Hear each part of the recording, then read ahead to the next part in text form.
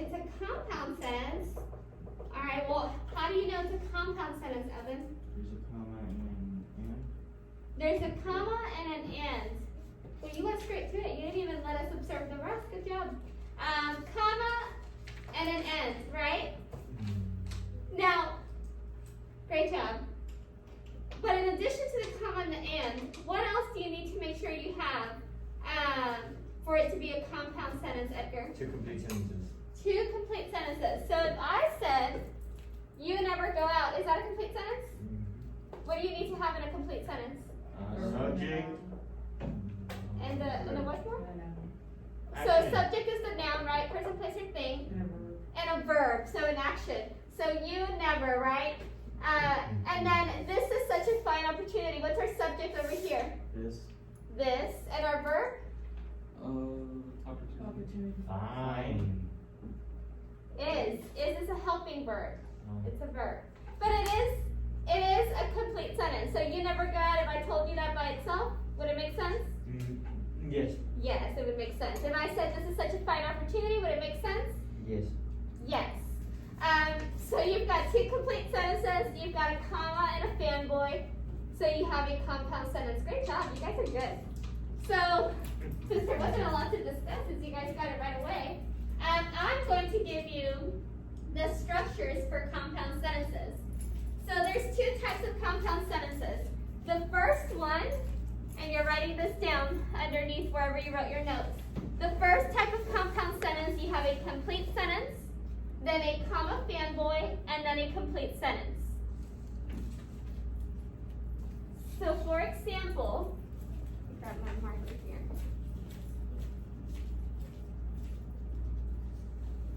So sentence, comma fanboy, sentence.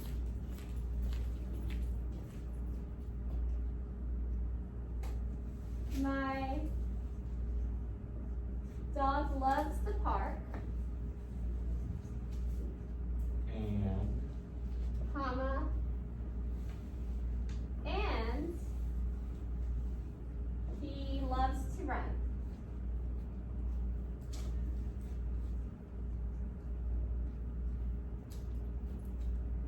What's my subject? Dog. My dog, right? The verb, what does my dog do? Love. Loves, yes. You finish off the sentence with a complete thought. You have a comma and a fanboy. What's He. my subject? He. Loves. Alright, so complete sentence, comma fanboys, complete sentence. Did everybody write this type down? Yes. Alright, so then there's a second type. Instead of having a comma fanboy, you have a semicolon. So what I do is I delete comma fanboy and I replace it with a semicolon. Go ahead and write down the second type.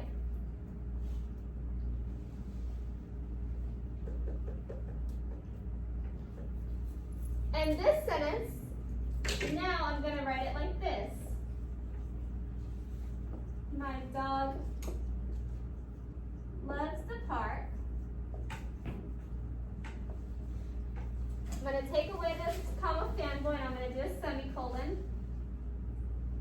He loves to run. Yes? Now, if you see a fanboy, does it automatically mean you have a compound sentence? No.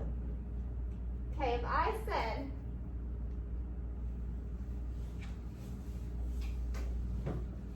my dog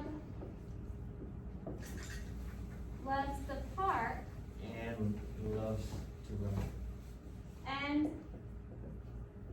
loves to run, No comma. what do I need to do to make it correct? And he. No, well, if I don't want to add a subject, what do I need to do? Edgar said it earlier. What do I take off? Comma. Comma, right? Guys, just because you have a fanboy does not mean you automatically have a comma. You only have a comma if this part over here is a complete sentence. Yes? Did everybody write down type 1 and type 2? Yes. Okay.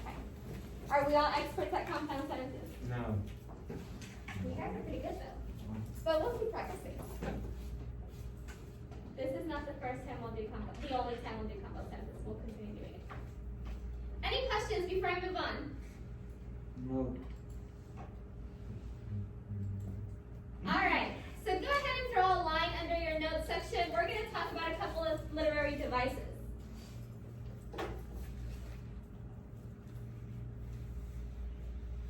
So the first thing we're going to talk about is irony. I'm going to entitle it irony.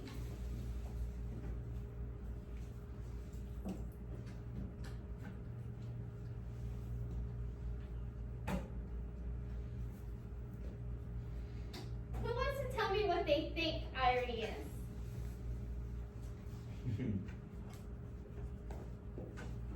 What do you think irony is?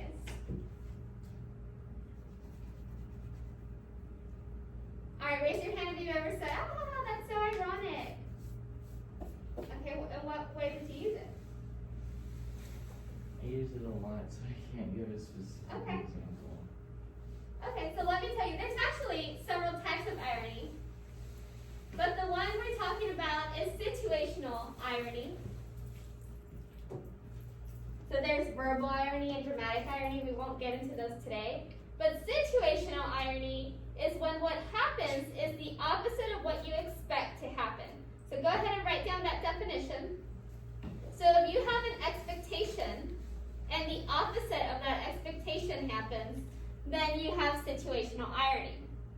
So for example, who do we expect to be using Snapchat?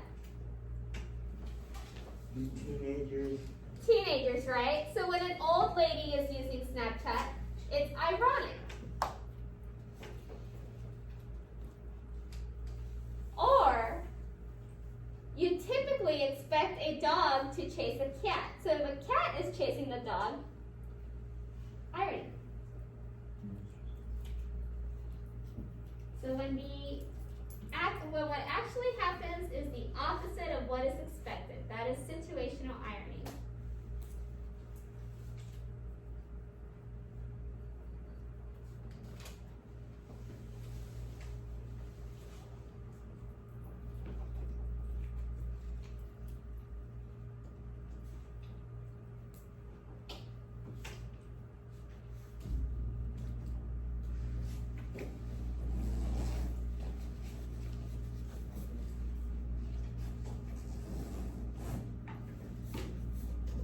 Alright, we're going to watch this short video on irony. I'm just going to give everybody a minute to finish writing.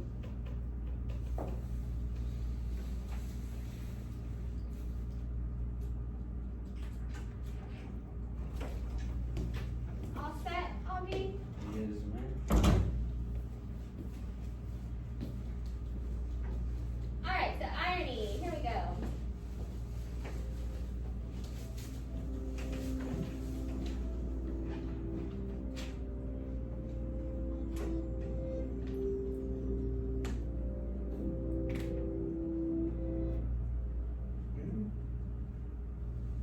Picture this. Your friend and you are watching a sitcom, and the sassy sidekick walks into a room carrying a 4-tiered wedding cake. He trips, falls, and face plants into the cake. Your friend doubles over with laughter and says, "So ridiculous! So ironic!" Well, quick, what do? Do you laugh along with the laugh track and let this grievous misinterpretation of irony go? Or do you throw caution to the wind and explain the true meaning of irony? If you're me, you choose the latter. Unfortunately, irony has been completely misunderstood. We tend to throw out that term whenever we see something funny or coincidental. And while many examples of true irony can be funny, that is not the driving factor of being ironic. A situation is only ironic if what happens is the exact opposite of what was expected. If you expect A, but get B, then you have irony. Let's take the slapstick cake situation as an example. When someone walks in, precariously balancing something that shouldn't be carried alone, trips, falls, and makes a mess, it is funny, but it's not ironic. In fact, you probably expect someone who is single-handedly carrying a huge cake to trip. When he does, reality aligns with expectations, and so that is not irony. But what if the sassy sidekick walked in wearing a gold medal that he won at the cakewalking event at the Atlanta Olympics in 1996? And what if that sidekick was a professional cake carrier? And then, maybe there would have been a reasonable expectation that he would have been more skilled when carrying a ridiculously large cake. Then, when that reasonable expectation was not met by the tripping sidekick, irony would have been exemplified. Another example. A senior citizen texting and blogging. The common and reasonable expectation of more mature men and women is that they don't like or know technology, that they have a hard time turning on a computer, or that they have the old brick cell phones from the 1980s. One should not expect them to be connected, high-tech, or savvy enough to text or to be blogging, which must seem like some sort of newfangled thing that, back in my day, they never had. So when Granny pulls out her smartphone to post pictures of her dentures or her grandkids, irony ensues. Reasonable expectations of the situation are not met. That is irony. So while the cake drop might not be ironic, there are all kinds of situations in life that are. Go out and find those true examples of irony. Alright, so again, irony, the opposite of what you expect to happen. Who can give me an example of irony? What's something that we commonly expect? Or that you would think people commonly expect, and if the opposite happened would be ironic?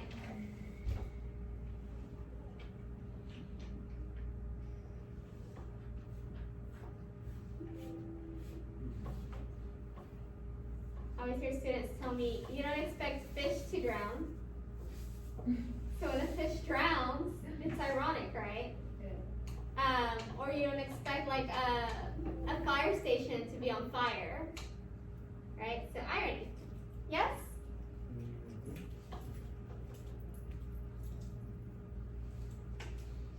So where do we find irony in the necklace? What is ironic in the necklace? So what do we expect and then the opposite occurs?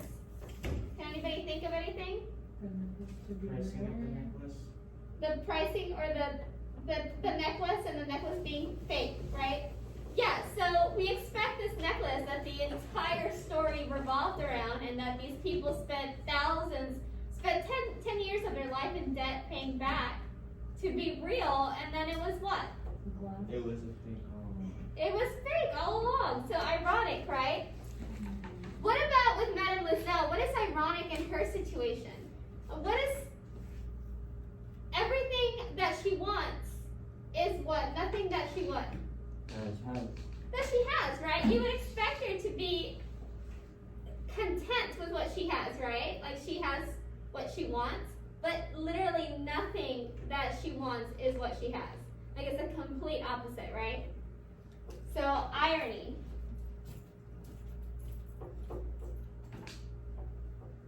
Symbolism. Go ahead and write symbolism in your notes.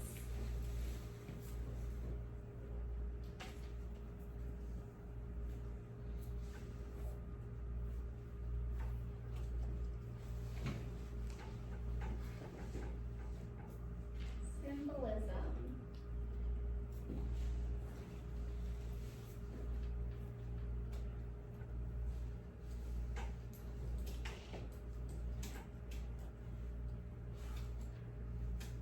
Alright, so symbolism is when the author uses an object to add deeper meaning to a story. So it can enhance theme, idea, or character.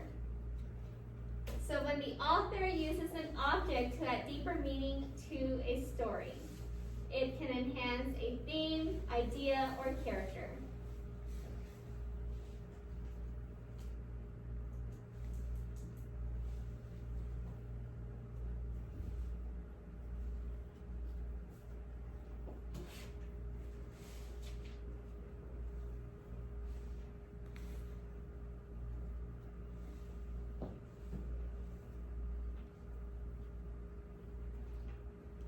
So for example, red roses. At first glance, it's just a flower, right? A rose is a flower. But if you gave someone red roses, what is that trying to, imply? Love. that you love her, right? Some sort of love or romance. So although it's just a flower, it's got this deeper meaning to it, right? So another example are colors as well. So for example, in Western movies, the good guys or the heroes tend to wear like a white cowboy hat. And in these same Western movies, the villains or the bad guys tend to wear the black cowboy hat, right? Not saying this is always the case, but it can be.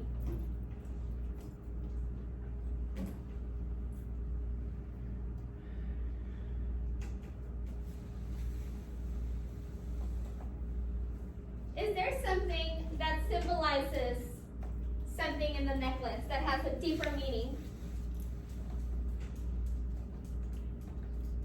I didn't read it, but all the necklace looks good.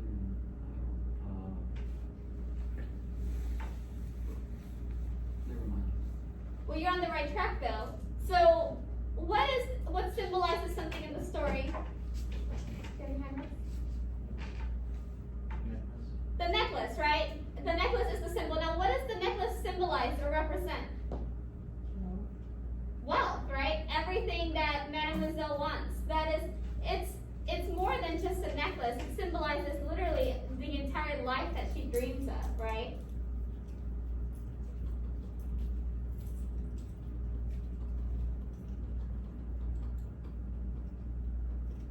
All right, now tone versus mood. Go ahead and write this down on your notes. Tone is the author's attitude or feelings towards the subject matter. So if, hold on.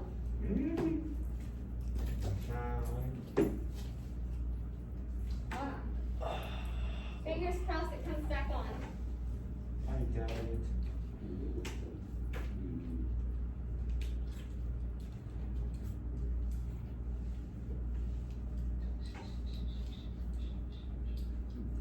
Bear with me, guys. Hold on.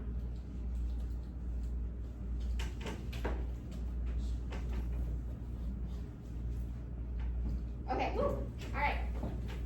Tone, the author's attitude or feelings towards the subject matter. So, if I were, actually, let me backtrack. The thing that I want to emphasize here, it is the author or the speaker and the way that they feel about what they are writing or what they are saying. It is not about how the reader feels or the audience feels, but how the writer or speaker feels. So if I said, oh, by the way, guys, y'all have a test tomorrow, and Oh, I thought you're actually like, you never know. we don't have you tomorrow. Alright. Alright, but if you said, oh great, how exciting to that, what's my tone of voice? Sarcasm, right? Sarcastic. It's not, you're not actually excited. Your feeling, your attitude about it is sarcasm.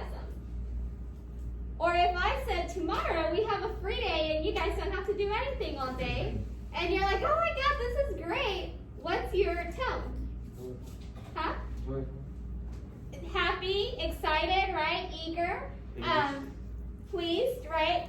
So it is the author or the writer or the speaker's attitude about what they are talking about. Now, mood is about the reader's feelings about what they are reading. So if you're reading a story and it's meant to be funny, but it breaks your heart and you start crying, you're sad. Your mood is sad, regardless whether the author's tone was happy and the author meant for it to be happy. If it made you sad for whatever reason, the mood is sad. Your mood is sad because it is about the reader.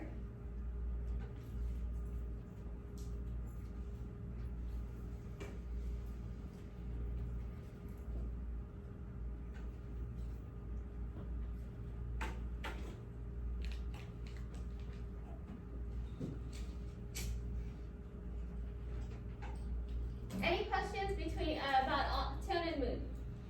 No. They get confused often. Make sure you remember. Tone is the author, mood is the who? Reader. The reader, right? Alright, so we have a cat dog activity. Do you guys want paper copies for now, or do you want to access it online? Raise your hand if you want paper copy. Everybody rather have paper copy. All right. So it is on Schoology, but I do have paper copies, so no worries. So we won't have to do it in Schoology? Yes, you can do it on Schoology. No, you won't have to do it on Schoology if you rather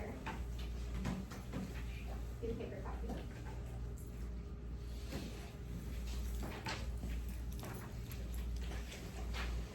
Those of you who are accessing it on Schoology, it is in the Week 5 folder.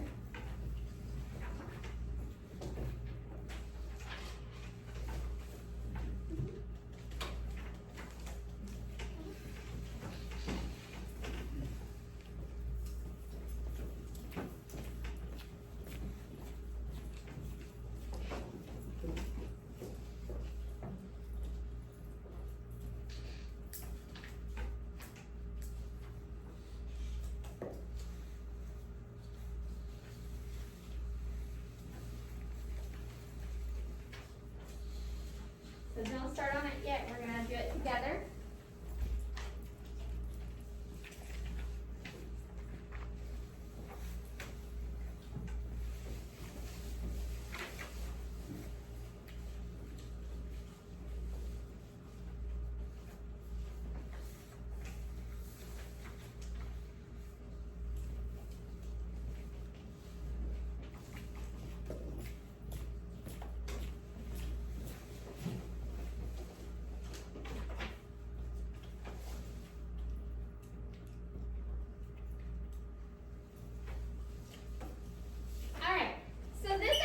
Focuses on tone.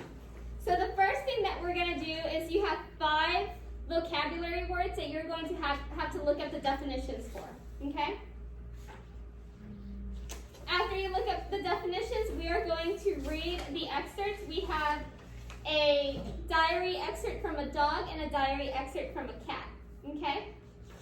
And then we have questions to answer. Now, I'm going to go over like a question or two with you guys. But for now, what I want you to do is I want you to take about 5 minutes to look up the definitions for these 5 words. You can use your phones to look up the definitions or your devices, that's fine. And then we'll come back and do the rest, okay? So for now, the first 5 definitions on the first page. So on the very front page, I want to go over what's underneath the vocabulary words.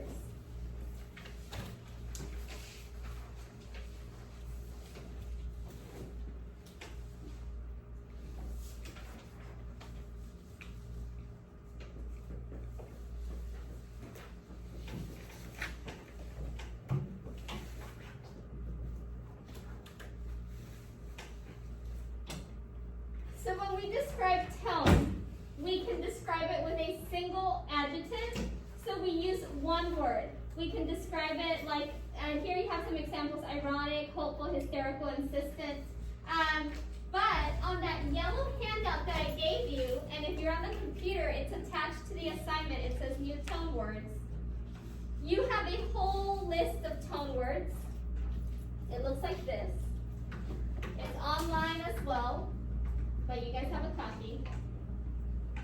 And when they ask you to describe the tone or the author's attitude using a tone word, you're going to come to this list and choose one of these to describe tone.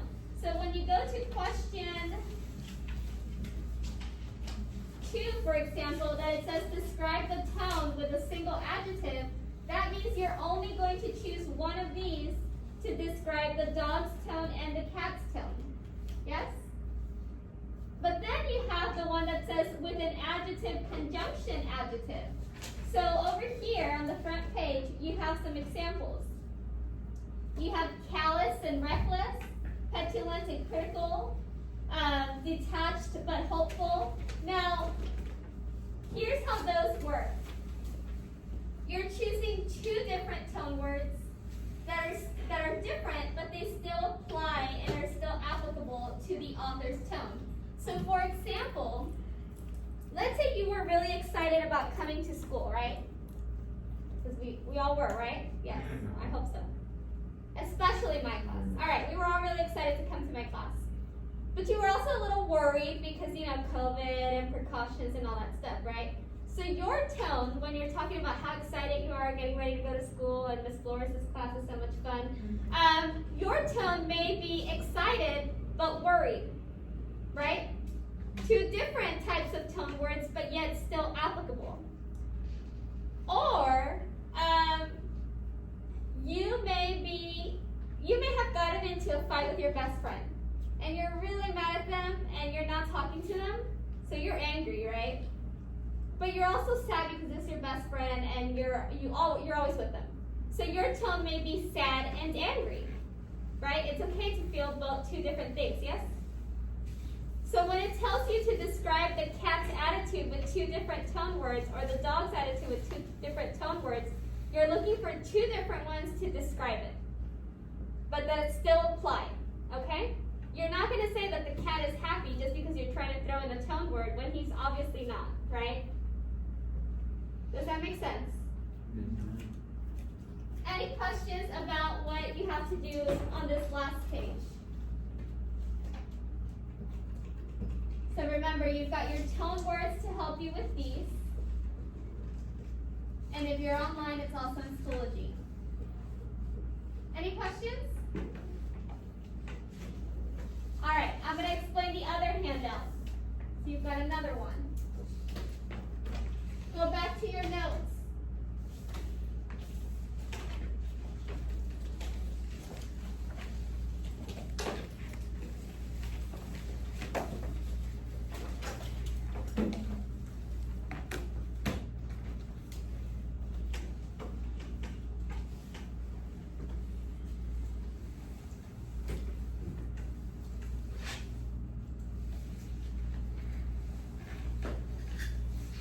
So your other handout focuses on inferencing. So on your notes that you had open, you're going to write down this definition.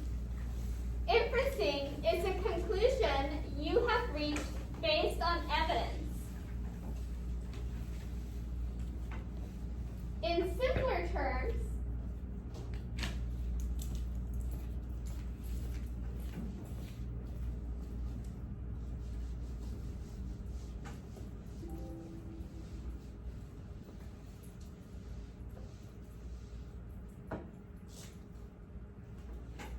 inferencing, or an inference,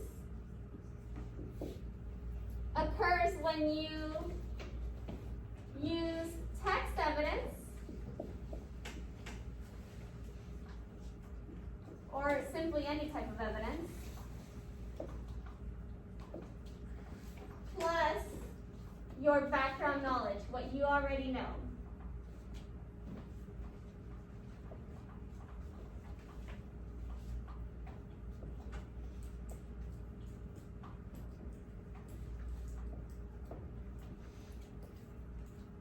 So when we do questions that require inferencing, chances are, when you go back to your story, you're not going to find the answer straight up.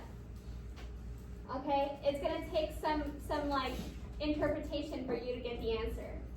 You're going to have to take what is said in the story plus what you already know to be able to come up with the answer. With inferencing questions, you will not find the answer blatantly stated in the text. So let me give you an example in the form of a visual rather than a story. Can I move on, or are you still copying this down?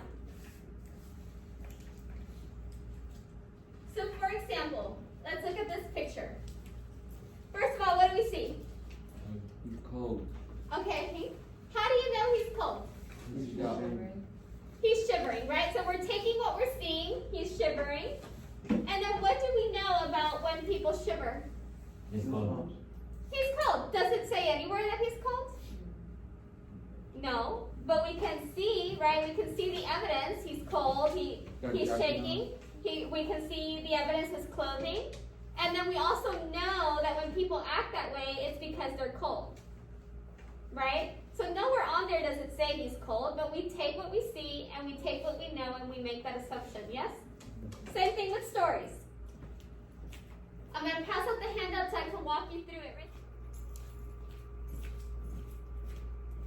Okay, so I'm gonna go over this next activity, the necklace inferencing flowchart. So for this activity, you do need your story, the necklace. So you'll go back to StudySync to access it. Now, some of you may have already submitted the story, the necklace, so you won't see it under assignments, but you will see it in a tab that says binder. So if you don't see it under assignments, it will be under binder. But anyway, this handout here has 4 questions, 2 here and 2 on the second slide. And it makes you work through the text evidence, the background knowledge in order to answer the question. So the question 1 says the irony of paragraphs 58 to 59 is that blank. So I'm going to go to my story.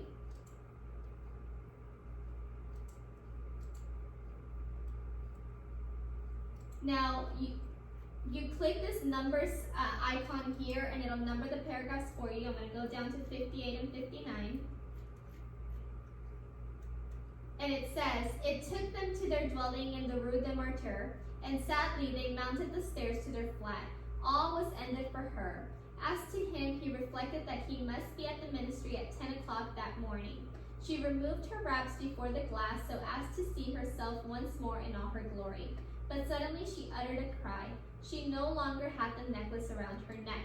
So this is when she realizes that the necklace goes missing. Now, we talked about irony and how irony is the opposite of what you expect to happen.